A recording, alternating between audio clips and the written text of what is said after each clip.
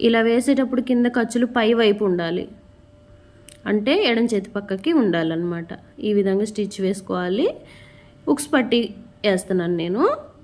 ఒక 1.5 inch cloth తీసుకోవాలి, అంటే 1.5 ఇంచులు. ఓకే, ఈ విధంగా లోపలికి మడిచేయాలి మొత్తం, అసలు బయటికి ఏమి ఉండొద్దు. కిందకు వచ్చేసి కింద ఖర్చులు కూడా లోపలికి మడవాలి. ఇలా స్టిచ్ వేసుకున్న తర్వాత ఎక్స్ట్రా ఏమైనా ఉంటే తీసేసేద్దాం. ఇదే విధంగా సేమ్ షేప్ బెల్ట్ జాయిన్ చేసుకొని కాజా పట్టి వేసుకోవాలన్నమాట.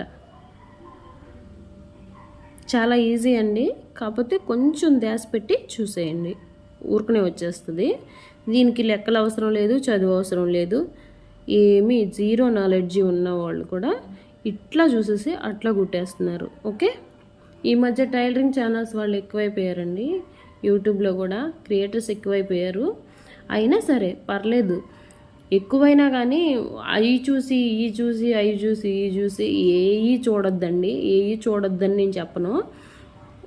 ఎవరో ఒకళ్ళని ఇద్దరిని ఫాలో అవ్వండి చాలు. ఓకే, మందే ఫాలో అవ్వాలని ఏం లేదు. మీకు ఎవరు యూస్ఫుల్ అనిపిస్తే వాళ్ళని ఫాలో అవ్వండి, వాళ్ళ మెథడ్సే ట్రై చేయండి. ఓకే, ఈ విధంగా లోపలికి మడిచేసి పెట్టేసేయండి. కింద అయితే రిఫ్ లాగటం మాత్రం మర్చిపోవద్దు. ఓకేనా. ఈ మధ్యలో నాకు ఫోన్ కాల్ వచ్చిందండి, అందుకనే నేను కొంచెం వాయిస్ ఓవర్ బ్రేక్ చేశాను, సారీ.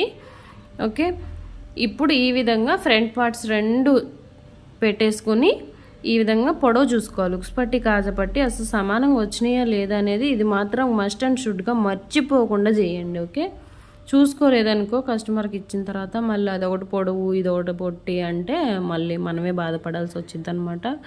గబక్కనే మాట అంటారనమాట. ఓకే, ఇప్పుడు షోల్డర్స్ జాయింట్ చేసుకుందాము. ఇలా జాయింట్ చేసుకున్న తర్వాత డబుల్ స్టిచ్ అయితే వేసుకోండి. ఓకే, ఈ జాయింట్ ఫస్ట్ ఒకసారి జాయింట్ చేయండి, నెక్స్ట్ వచ్చేసి డబుల్ స్టిచ్ కంపల్సరీ వేయండి. ఎందుకంటే షోల్డర్స్ అనేవి ఊరినే పిగిలిపోతూ ఉంటాయి అన్నమాట.